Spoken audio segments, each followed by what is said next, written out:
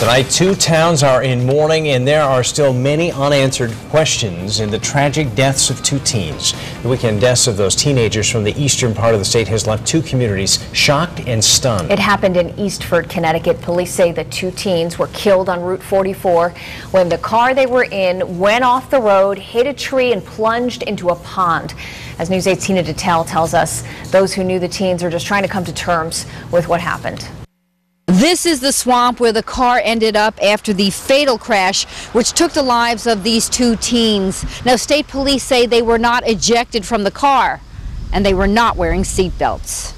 Skid marks across Route 44 in Eastford now lead to a roadside memorial dedicated to two young lives lost.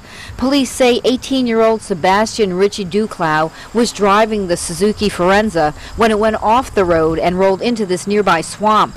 Police say he and 17-year-old Jacob Skrgzala, a passenger in the car, died at the scene. It sucks. It shouldn't have been him or Jake.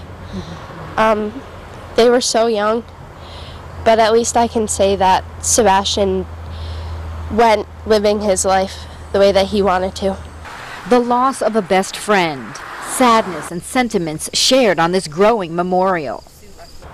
He was pretty much just like Sebastian. That's why they were so close, because they were just happy, friendly. Sebastian and Jacob were former students at Killingly High School. Great kids, very nice kids, you know. Kevin Marcoux says counselors are on hand for students, some of whom are hoping to raise money to help the families pay for the funerals. Do you think when something like this happens, it hits home with these kids that maybe they will be more careful next time?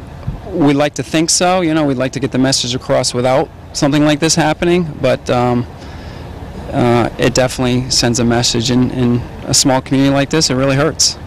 State police are trying to determine whether or not speed, mechanical failure, or other factors may have contributed to this crash. Results of the investigation are not expected for a few weeks. On the scene in Eastford, Tina Detel, News 8.